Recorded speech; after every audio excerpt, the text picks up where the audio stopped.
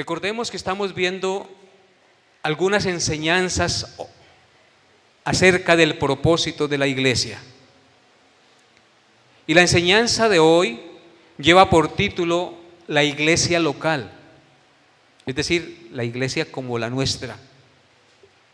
Y para estudiar este tema de la iglesia local, es un tema tan importante que lo haremos dando respuesta a 3 preguntas. ¿Cuáles son esas 3 preguntas? La primera es, ¿qué es la iglesia local y por quién está compuesta? La segunda pregunta es, ¿qué somos por formar parte de la iglesia local? ¿Y cuál es el propósito fundamental de la iglesia local? Entonces miremos en primer lugar qué es la iglesia local y por quién está compuesta. Para poder entender qué es la iglesia local, primero tenemos que entender qué es la iglesia universal. Cuando hablamos de la iglesia como la congregación de todos los santos de todos los tiempos, que han sido elegidos por Dios para salvación a través de la obra de Cristo, nos estamos refiriendo o estamos hablando en términos universales acerca de la iglesia. Vuelvo y repito, cuando hablamos de la iglesia como la congregación de los santos de todos los tiempos, que han sido elegidos por Dios para salvación a través de la obra y la fe en Cristo, estamos hablando de la iglesia en términos universales. Por lo tanto, en términos universales solo hay una iglesia, cuya cabeza es Cristo. No hay 2, ni 3, ni 4, ni 5 iglesias. En términos universales solo hay una iglesia, que está compuesta por todos los creyentes escogidos por Dios, que son salvos, y esos creyentes son de todos los tiempos por la fe en Jesucristo. Amén. Jesús solo tiene una esposa. No tiene 2 esposas, ni 3 esposas, ni 4 esposas. ¿Y cuál es la esposa de Jesús?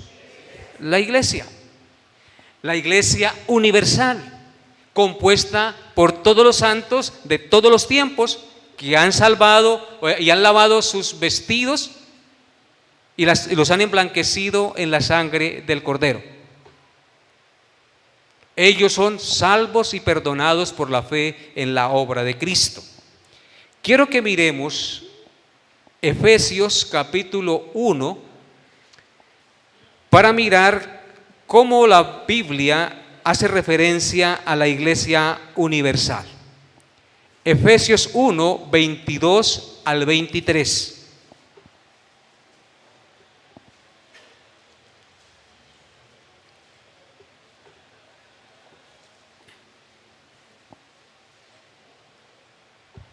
Dice, y sometió todas las cosas bajo sus pies, y lo dio por cabeza sobre todas las cosas, ¿a quién?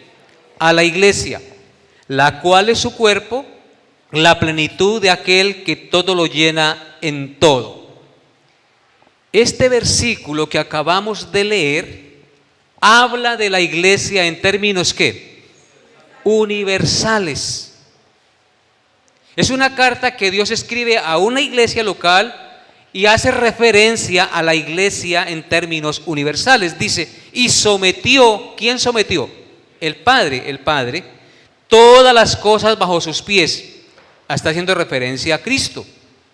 Y lo dio por cabeza sobre todas las cosas, ¿a quién? A la iglesia. Entonces es una referencia a la iglesia en términos universales. Ahora adelántese a Efesios capítulo 5, versículos 25 al 27. Dice, Efesios 5, 25 al 27, maridos, amad a vuestras mujeres, Así como Cristo amó ¿a quién? A la iglesia y se entregó a sí mismo por ella. ¿Para qué? Para santificarla, habiéndola purificado en el lavamiento del agua por la palabra, a fin de presentársela a sí mismo una iglesia gloriosa, que no tuviese mancha, ni arruga, ni cosa semejante, sino que fuese santa y sin mancha. Estos 3 versículos hacen referencia a la iglesia en términos universales. Miremos, verso 25. El Señor dice: maridos, amad a vuestras mujeres, así como Cristo amó a la iglesia local. No, a la iglesia universal, y se entregó a sí mismo por ella, aunque dentro de la iglesia local, universal, está la iglesia local, ¿sí? Pero es una referencia que Él amó a la iglesia y se entregó a sí mismo por ella. Él se entregó y vino a este mundo a morir por su iglesia, por la iglesia universal de todos los tiempos. ¿Para qué vino a morir en la cruz? Para santificarla, habiéndola purificado en el lavamiento del agua por la palabra, a fin de presentársela a sí mismo una iglesia gloriosa. Esa iglesia gloriosa, la palabra iglesia gloriosa significa la unión y la congregación de todos los santos de todos los tiempos, que estarán alabando y glorificando a Dios en la patria celestial, a fin de presentársela a sí mismo una iglesia gloriosa, que no tuviese mancha, ni arruga, ni cosa semejante, sino que fuese santa y sin mancha. Esos 2 textos nos hablan de la universalidad de la iglesia, de los santos de todos los tiempos que han creído en la obra de Cristo, que han lavado sus ropas y las han emblanquecido en la sangre del Cordero, los cuales estaremos un día todos juntos, congregados, alabando y glorificando al Rey que dio su vida por ella, es decir, a nuestro glorioso Señor y Salvador Jesucristo. ¿Es usted miembro de esa iglesia, hermano?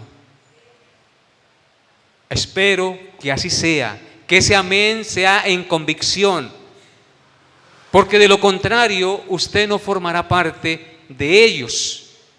Usted no estará en la eternidad con Dios si no forma parte de su iglesia. En segundo lugar, tenemos que entender que el método que Dios utilizó para la conformación y la expresión de la iglesia universal es a través de iglesias locales. Es decir, no habría iglesia universal si no existieran iglesias locales. Sin la iglesia local no habría iglesia universal, porque de las iglesias locales es de donde salen todos los creyentes que conforman la iglesia universal. Pero, ¿qué es la iglesia local? Es la pregunta de nuestro primer punto. ¿Qué es la iglesia local? La respuesta es: la iglesia local no es un conjunto de edificios y oficinas, programas y jerarquías dedicados a la exhibición y a la glorificación de sí misma, con el propósito de buscar la alabanza del mundo. Eso no es la iglesia local. La iglesia local no es un conjunto de edificios que se dedica a hacer programas y a tener jerarquías, exhibiéndose y a glorificar su propio nombre en este mundo para ser alabado del mundo. No, eso no es la iglesia local. La iglesia local no es un papa. La iglesia local no es un cardenal, no es un obispo, no es un sacerdote, no es un pastor. Tampoco es un número de personas con influencia dedicadas al ritualismo. Eso no es la iglesia local. No es un grupo de personas con influencias dedicadas al ritualismo y a conseguir dinero para hacer obras de beneficencia. No, mis hermanos, y conseguir así la alabanza de los hombres. Eso no es la iglesia local.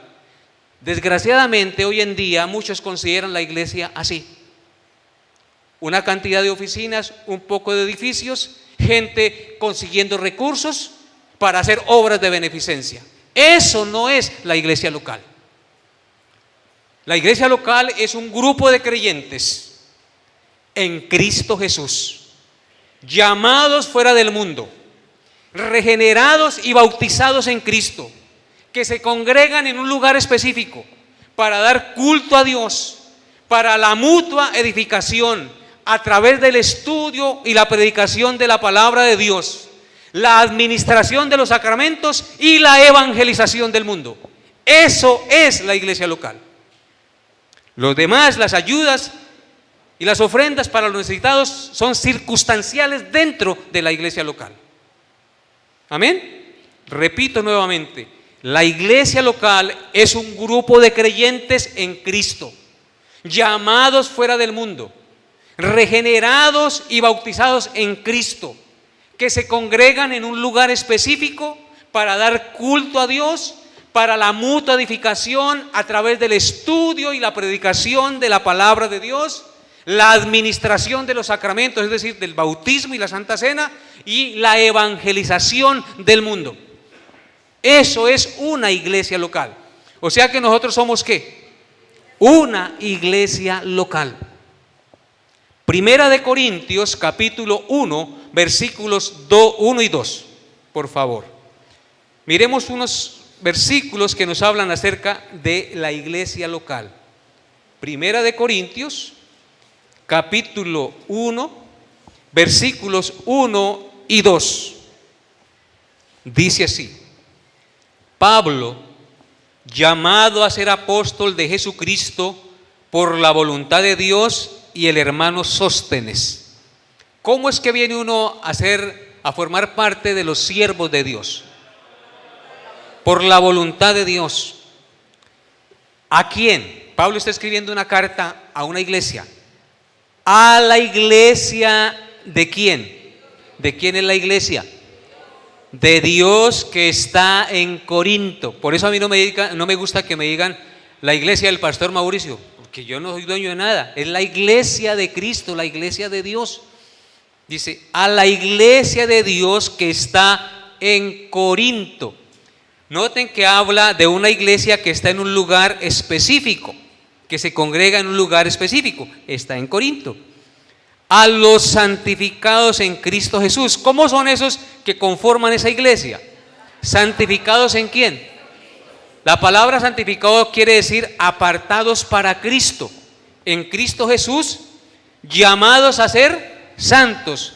¿Para qué está llamada la iglesia local? Para ser santa. Con todos los que en cualquier lugar invocan el nombre de nuestro Señor Jesucristo, Señor de ellos y nuestro. O sea que también hace referencia a otros que también se congregan en un lugar e invocan el nombre de Cristo y hacen lo mismo, entre los cuales estamos también nosotros. Esta es una referencia clara a una iglesia local en particular, que se congrega en un lugar específico para honrar y glorificar a Dios y para vivir para la gloria y la honra de Dios. Amén. Entonces, si usted pertenece a esta iglesia, usted es un santificado en Cristo y un llamado a ser santo, no a vivir en pecado. Amén. Bien, pasemos a Efesios 1, por favor. Efesios capítulo 1.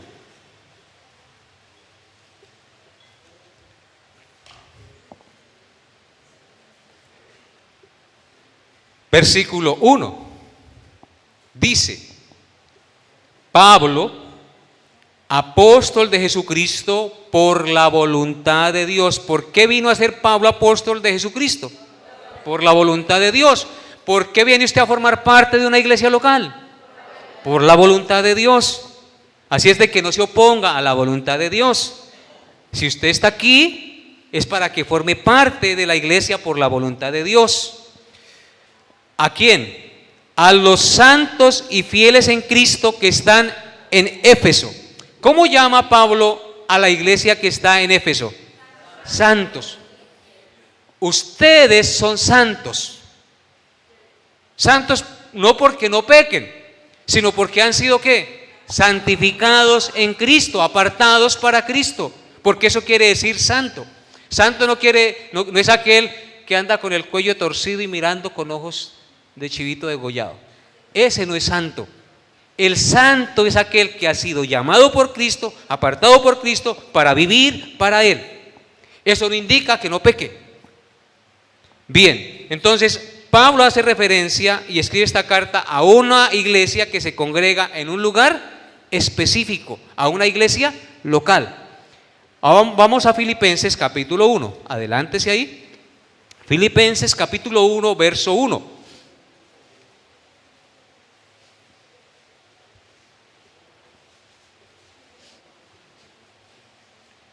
Dice: Pablo y Timoteo, siervos de Jesucristo, a todos los santos en Cristo Jesús que están ¿a dónde? En Filipos, con los obispos y diáconos. Noten que hace referencia a una iglesia local que tiene un gobierno establecido. Habla de obispos y diáconos que gobiernan esa iglesia. Dice: Pablo y Timoteo, siervos de Jesucristo, a todos los santos santos en Cristo Jesús, que están ¿a dónde? En Filipos, con los obispos y diáconos. La palabra obispo aquí no la tomen en el sentido católico. La palabra obispo aquí quiere decir sobreveedor, pastor o anciano o presbítero, es lo mismo.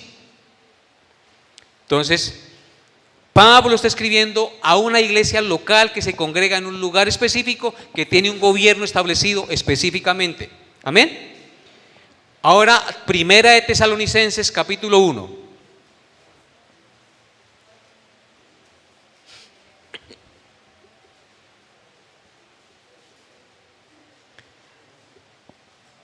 Pablo, Silvano y Timoteo, ¿a quién? A la iglesia de los tesalonicenses en Dios Padre y en el Señor Jesucristo. Gracia y paz sean a vosotros de Dios nuestro Padre y del Señor Jesucristo. Vuelve Pablo a escribir una carta a una iglesia. ¿Esta iglesia está ¿dónde? En Tesalónica. A la iglesia de los tesalonicenses en Dios. Hermanos, referencias bíblicas a iglesias locales que se reúnen en un lugar específico en el nombre de Cristo para adorarle y para procurar el avance de su reino sobre la tierra.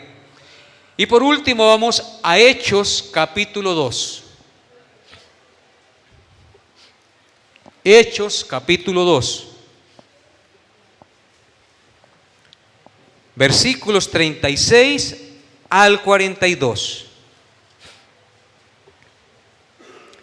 Está Pablo en este pasaje predicando un sermón después de que el Espíritu Santo vino sobre 120 que estaban congregados. Vino un estruendo tremendo y la gente se congregó porque hubo como una explosión y entonces vinieron a curiosear,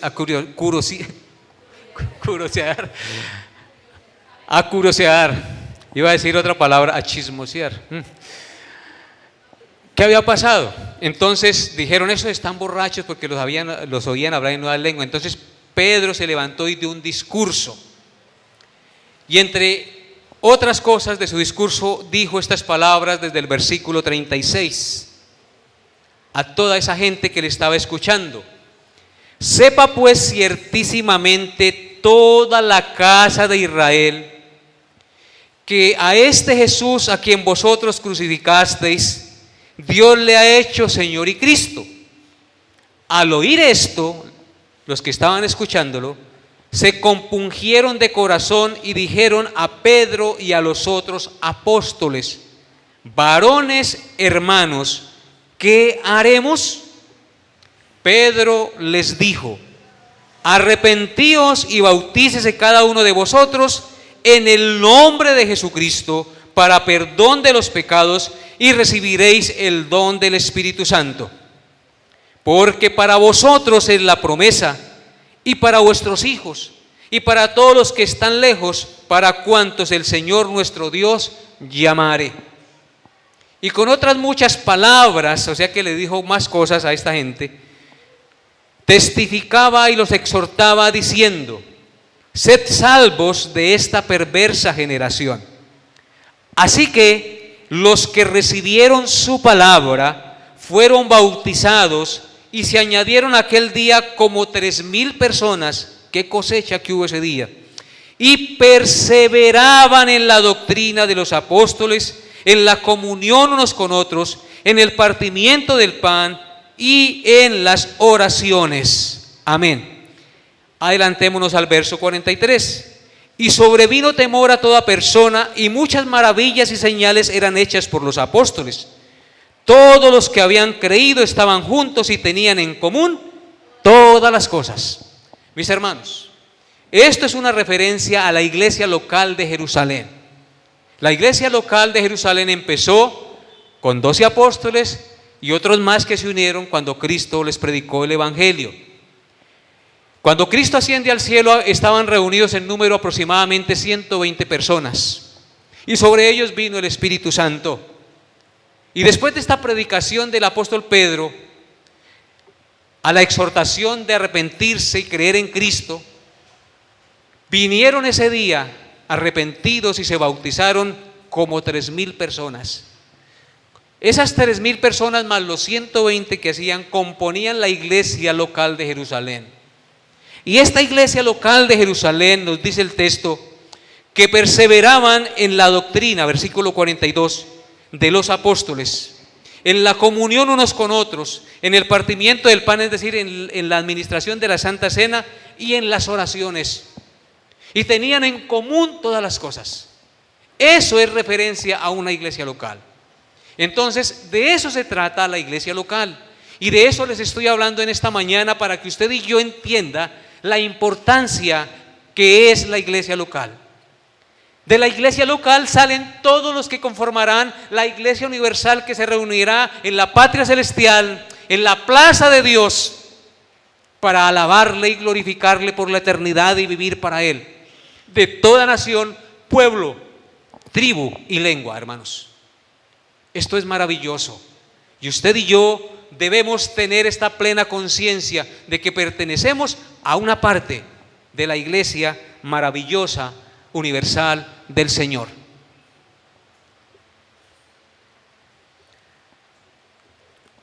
Ahora pasemos a observar nuestro segundo punto: lo que somos por formar parte de la iglesia.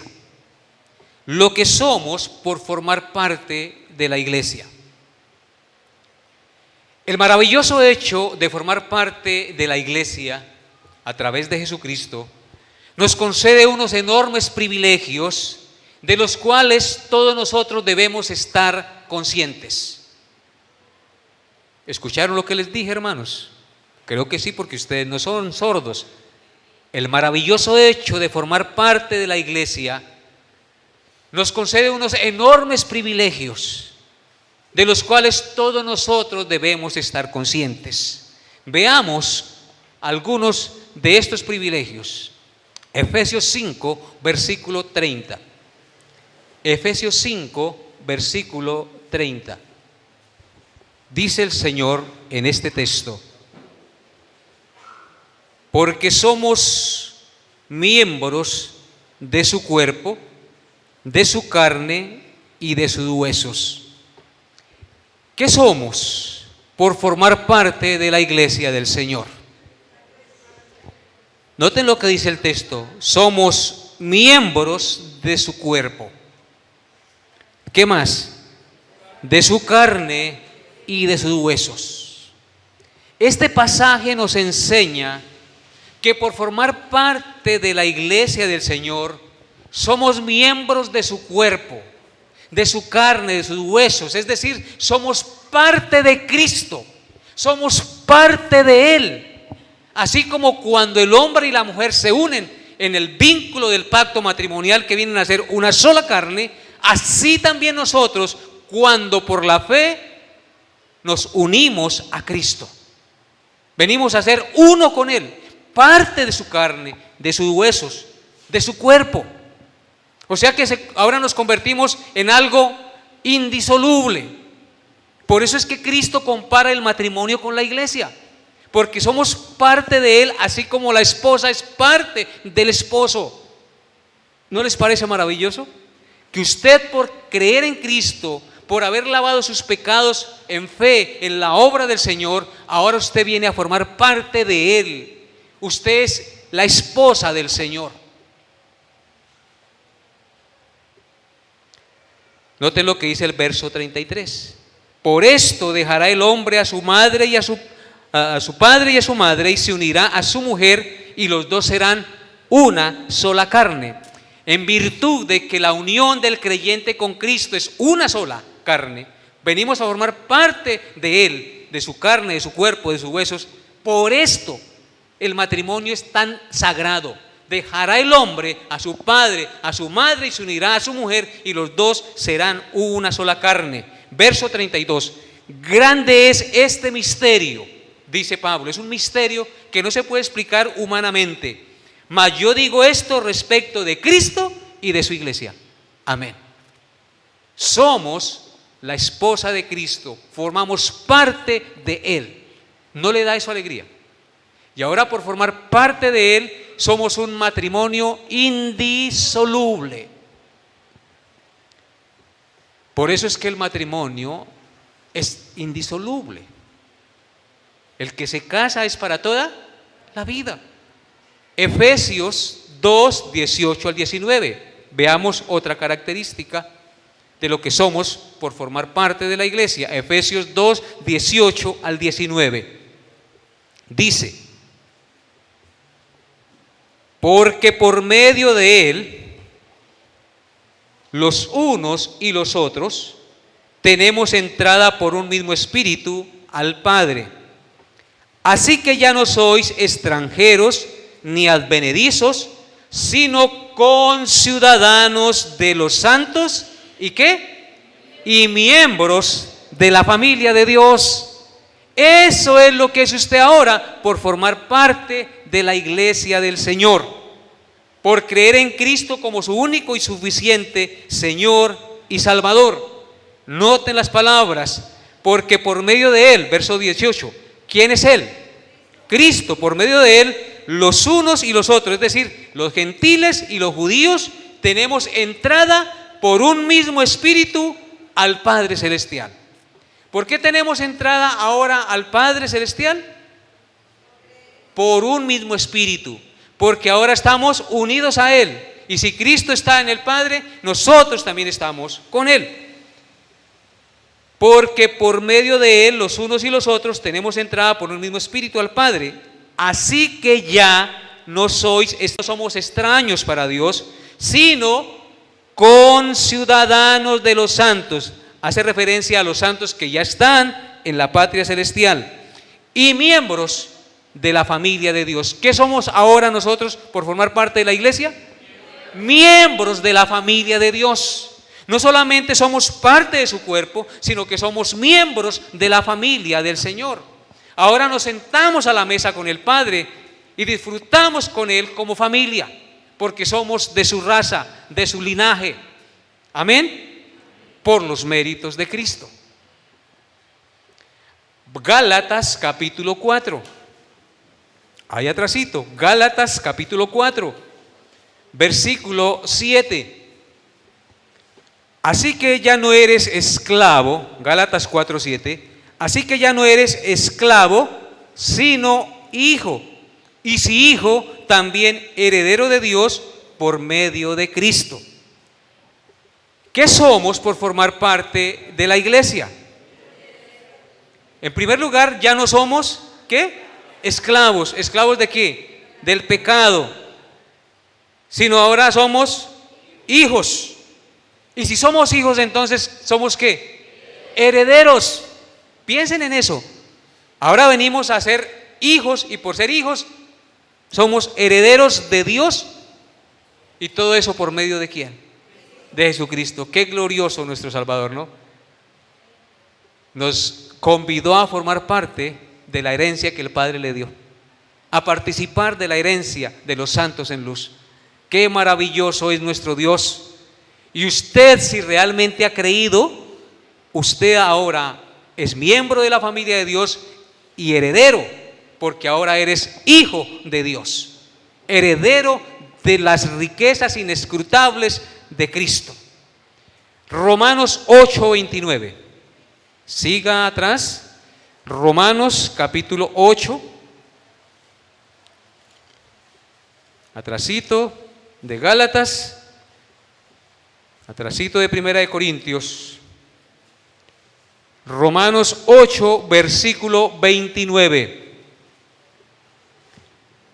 8:29 dice: porque a los que antes conoció, también los predestinó, para que fuesen hechos conforme a la imagen de su Hijo, para que Él sea el primogénito entre muchos hermanos.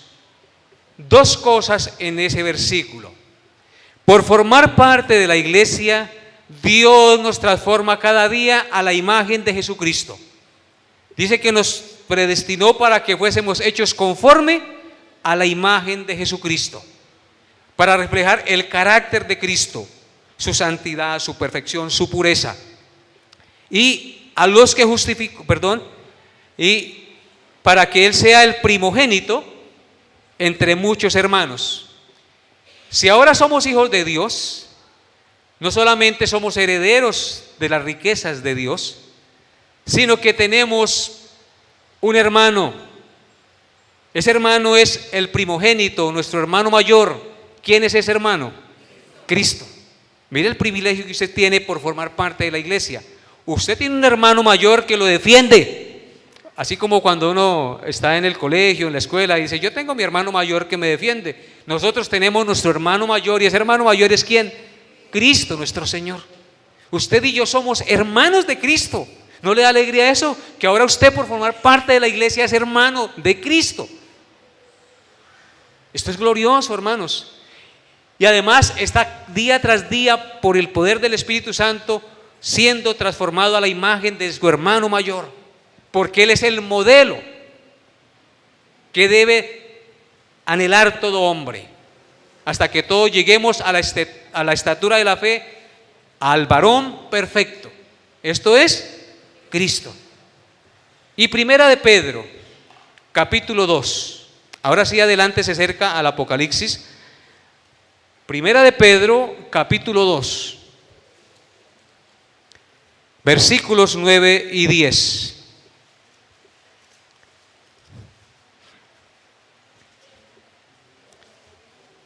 Primera de Pedro 2, 9 y 10 dice: mas vosotros sois linaje escogido, real sacerdocio, nación santa, pueblo adquirido por Dios, para que anunciéis las virtudes de aquel que os llamó de las tinieblas a su luz admirable. Hermanos, ¿qué somos por formar parte de la iglesia? En primer lugar, somos linaje escogido. De entre todos los pueblos de la tierra, Dios decidió hacer para sí un pueblo. Sacó de aquí, de allá, de acá, y se forjó para sí un pueblo que se llama su iglesia. Un linaje escogido por Dios. Pero ese linaje no lo escogió Dios porque fuésemos superiores a los otros, sino fue en un acto de gracia y de misericordia. Nos escogió para ser parte de Él, de su pueblo, de su carne, de sus huesos. Linaje escogido, real sacerdocio. Como creyentes ahora nosotros somos sacerdotes. ¿Por qué sacerdotes? ¿Por qué real sacerdocio? Porque estamos revestidos ¿de quién? De Cristo. Y estamos para anunciar al que no conoce a Cristo. Somos como mediadores entre Dios y los hombres. Pero no para que los hombres se salven por nuestra mediación, sino porque anunciamos al que puede salvarlos. Amén. Real sacerdocio, nación santa. Es decir, somos un pueblo al cual Dios nos ha llamado para ser santos, apartados del pecado, apartados de este mundo pecaminoso y mortal, para vivir de acuerdo a sus preceptos y no a los preceptos del mundo. nación santa y pueblo adquirido por Dios. Ese pueblo, ese real sacerdocio, ese linaje escogido, Dios lo adquirió. Y lo adquirió a precio de sangre. Dio su vida para adquirirlo. Y eso somos por formar parte de la iglesia. Muchos me dirán, pastor, yo eso ya lo sabía. ¿Y qué de que lo sepa? ¿Hay algún problema en recordárselo? ¿Hay algún problema en tocarle la conciencia para que usted entienda el gran privilegio y la gran responsabilidad que tiene como miembro de una iglesia local de Jesucristo? ¿No les parece? Mis hermanos, usted y yo tenemos el más alto privilegio que un ser humano puede tener. Parte del cuerpo de Cristo, que es su iglesia. Miembros de la familia de Dios, hijos de Dios, hermanos de Cristo. Maravilloso, asombroso. Yo, pastor, sí, usted, pecador, yo, pecador, ahora somos linaje de Dios por Cristo nuestro Señor. Miremos nuestro tercer punto. El propósito fundamental de la iglesia. El propósito fundamental de la iglesia. Como todas las cosas en este mundo fueron creadas con un propósito y para cumplir con una función, así también la iglesia fue creada por Dios para cumplir un propósito y una función sobre la tierra. Es muy importante entonces, mis hermanos, que como miembros de la iglesia de Cristo seamos conscientes de nuestro propósito fundamental como iglesia. Si no somos conscientes de nuestro propósito fundamental por formar parte de la iglesia del Señor, entonces perderemos el tiempo y no estamos siendo instruidos de manera adecuada. Y por eso me he propuesto dar una serie de sermones acerca de la iglesia. Porque la iglesia no es un club social, mis hermanos. Muchos asemejan la iglesia a un club social, donde yo voy, me siento, la paso chévere, allá va un motivador que echa chistes en el púlpito, que presenta una película y que salta y baila y que hace reír a la gente. ¡Qué rico! Eso no es la iglesia, mis hermanos. La iglesia es algo más supremo, es algo glorioso. Es algo donde se exalta al Rey del universo y procura el adelanto de su reino sobre esta tierra. Veamos lo que dice Primera de Pedro, capítulo 2, verso 9. Ahí donde estábamos ahorita. Primera de Pedro 2, 9. Porque nosotros solo miramos una parte del versículo. Dice, mas vosotros sois linaje escogido, real sacerdocio, nación santa, pueblo adquirido por Dios. ¿Para qué? Para que anunciéis las virtudes de aquel que os llamó de las tinieblas a su luz admirable. Vosotros que en otro tiempo no erais pueblo, pero que ahora sois pueblo de Dios, que en otro tiempo no habíais alcanzado misericordia, pero ahora habéis alcanzado misericordia. Ustedes son llamados, ¿para qué? Para anunciar las virtudes de aquel que los llamó de las tinieblas a su luz admirable. Ahí tenemos el propósito fundamental de la iglesia. ¿Cuál es ese propósito fundamental, hermanos? Anunciar las virtudes de aquel que nos llamó de las tinieblas a su luz. Anunciar el evangelio de Jesucristo, predicar el evangelio de Jesucristo, enseñar el evangelio de Jesucristo. No hay otra razón para la existencia de la iglesia. Haciendo eso glorificamos a Dios y exaltamos su santo y precioso nombre. No hay otra manera de amar más a la gente que predicarles el evangelio para que vengan a Cristo y sean salvos de la condenación del infierno, para que vean la gloria de Cristo y entiendan cuán separados están de Dios y que solo por Cristo pueden venir a formar parte de su pueblo. Mateo capítulo 5. Mateo capítulo 5, versículos 16.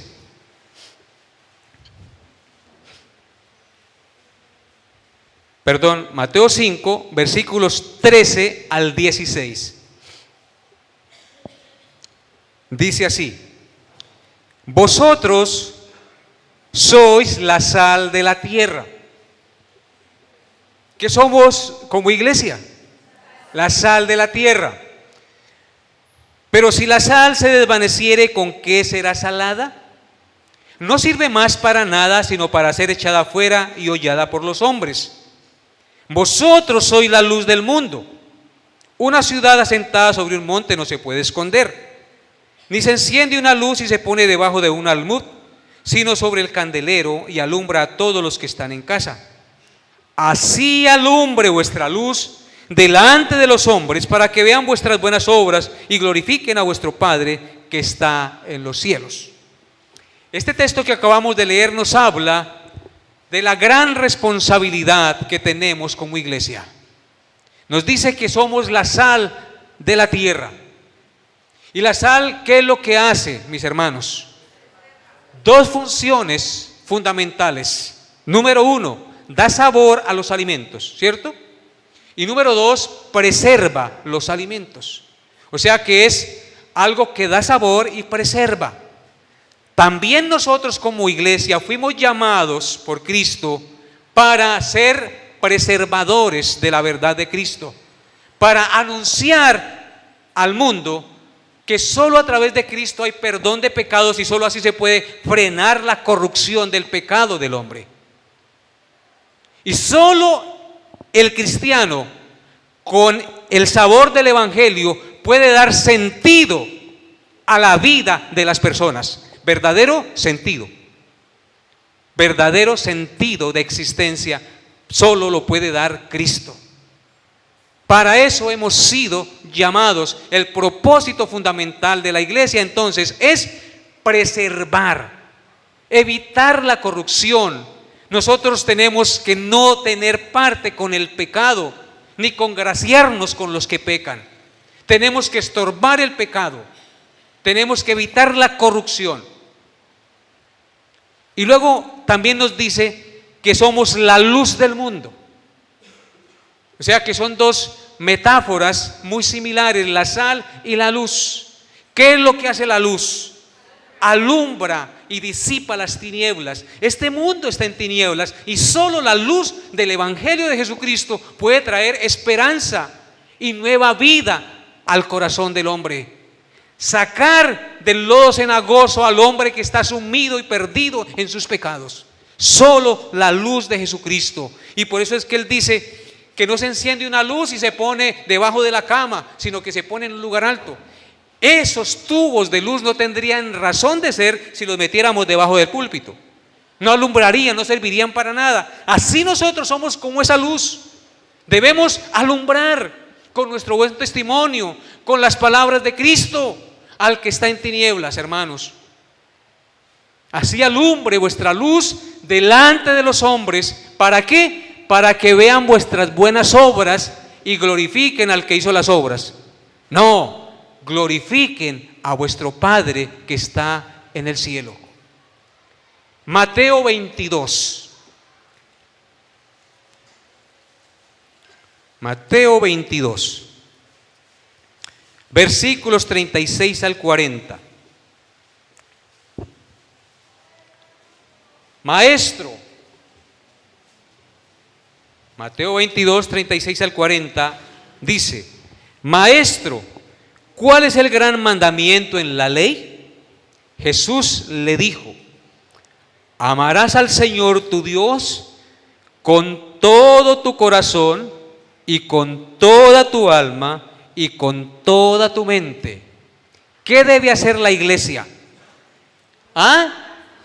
Amar al Señor nuestro Dios con todo nuestro corazón, con toda nuestra alma y con toda nuestra mente. Es decir, con todo. Porque es un versículo con todo. Si notan que es un versículo con todo. Este es el primero y grande mandamiento. Y el segundo es semejante: amarás a tu prójimo como a ti mismo. De estos dos mandamientos dependen la ley y los profetas. ¿Cuál es la manera más beneficiosa de amar a nuestro prójimo? ¿Cuál es la manera en que más se va a beneficiar el ser humano? En la manera que lo amemos. Cuando le damos a conocer ¿a quién? A Jesucristo. Porque si una persona se arrepiente de sus pecados por el conocimiento del Evangelio, esa persona es librada de la condenación del infierno, viene a tener comunión con el Padre, su corazón es renovado, su mente es renovada, va a tener todas las bendiciones que Cristo tiene, porque somos ahora herederos con Cristo. Dios no lo va a desamparar y siempre va a tener todo lo necesario. Aparte de eso, la vida eterna y la gloria venidera. La mejor manera de amar a alguien es predicarle el Evangelio. Se acaba un borracho, se acaba un maldiciente, se acaba un adúltero, se acaba un mentiroso, cuando una persona realmente se arrepiente predicándole el Evangelio. Es la manera más maravillosa y gloriosa de ayudar a una persona. Esto no quiere decir que no los ayudemos con cosas materiales, porque la Biblia también nos enseña eso. Pero, ¿de qué nos sirve dar lo material si no damos lo que realmente tiene ¿qué? Valor eterno, y transforma el alma y enseña al hombre a confiar y a depender de Dios y no de las dádivas de los demás? ¿Sí o no? Amén. Esa es la iglesia. Y por último, el último versículo, 2 de Corintios, capítulo 5, versículos 17 al 20. 2 de Corintios, capítulo 5, versículos 17 al 20. Dice así. Espero que se ubiquen. Y dice así: de modo que si alguno está en Cristo, nueva criatura es, las cosas viejas pasaron, he aquí todas son hechas nuevas. Aquí lo que les dije anteriormente, cuando se predica a Cristo y si esa persona viene a Cristo, es una nueva ¿qué? Persona, una nueva criatura, y todo lo viejo pasó y es un hombre nuevo, una mujer nueva, un joven nuevo.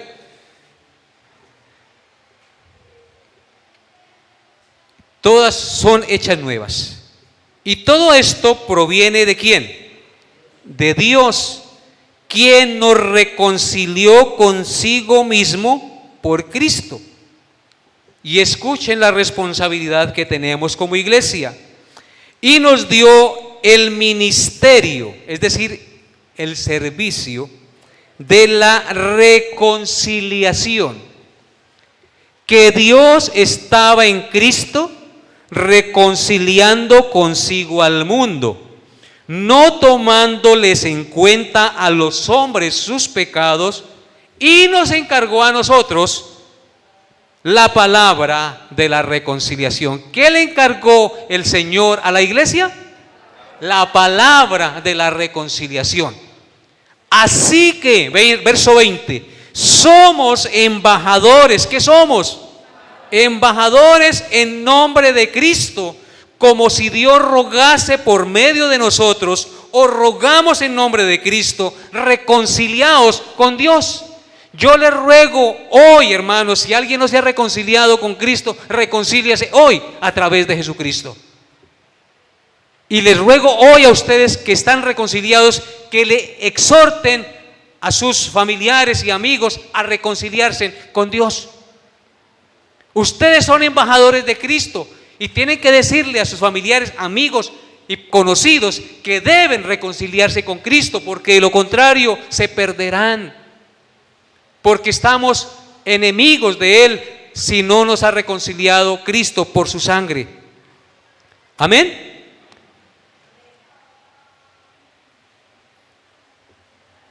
Al terminar estas exhortaciones, y al saber usted el gran privilegio que tiene como iglesia, pero al también saber la gran responsabilidad que tiene por formar parte de la iglesia, usted y yo debemos tener plenamente un corazón consciente de que usted y yo estamos en este mundo para cumplir una función. La función de anunciar las virtudes de aquel que nos llamó de las tinieblas a su luz admirable. ¿La está cumpliendo, mi amado hermano, mi amada hermana? Hoy le exhorto en el nombre de Cristo a que haga el deber, no le dé pena. Intente hablarle a alguien, háblele del Señor, dígale qué va a hacer de su vida el día que muera. Háblele de Cristo, porque solo en Él hay perdón, porque solo en Él hay reconciliación. Y usted está llamado para eso, porque usted ya conoce la luz. Usted es la sal, usted es la luz, dijo Cristo. Somos la luz del mundo, no la luz de la iglesia, porque la luz de la iglesia es ¿quién? Cristo. Nosotros somos instrumentos de luz en las manos de Jesucristo. Vayamos y prediquemos el Evangelio, anunciemos al que no lo conoce a Cristo, porque solo así se pueden beneficiar las almas realmente. Si queremos servir a nuestra nación, prediquemos a Cristo. No es yendo a la política que realmente servimos a Cristo. Es que si estoy allá en los altos prelados, puedo hacer algo por la iglesia. No, Cristo nos dijo, ahí en el lugar donde está, usted puede hacer algo por su nación, y es anunciarlo a Él y predicarlo a Él y vivir como Él vivió, haciendo la voluntad de Dios. Coloquémonos en pie, hermanos, y démosle gracias al Señor por su misericordia y su gracia. Padre bendito, gracias por darnos el privilegio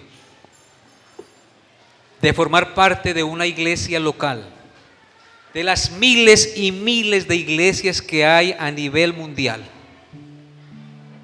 que se congregan en un lugar específico, que reconocen la palabra de Dios como única norma de fe y conducta, que reconocen a Cristo como única y suficiente cabeza de la iglesia,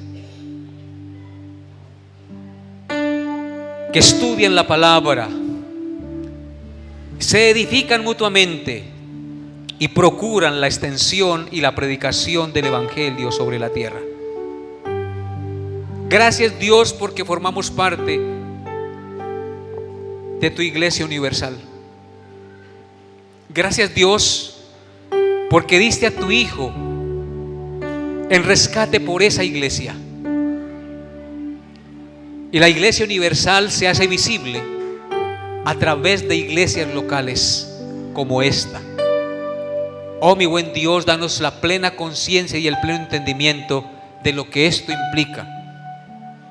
Bendícenos con el poder de tu Santo Espíritu para ser testigos en Jerusalén, en nuestra casa, en Samaria, en toda Judea y hasta lo último de la tierra, mi Señor. Abre los ojos de nuestro entendimiento, Señor, y danos valentía de predicar y dominio propio para abandonar el pecado y dar testimonio de lo que somos y tenemos en ti.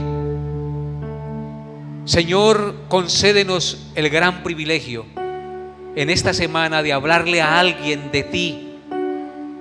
Danos sabiduría y entendimiento para compartir las buenas nuevas de salvación y traer esperanza a alguien que está perdido y que no tiene conocimiento de ti.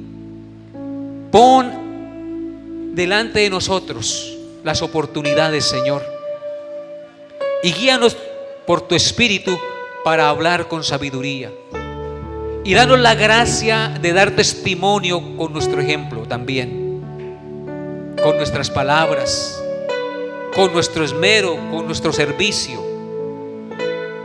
honrando a nuestros padres, honrando también a nuestros hijos,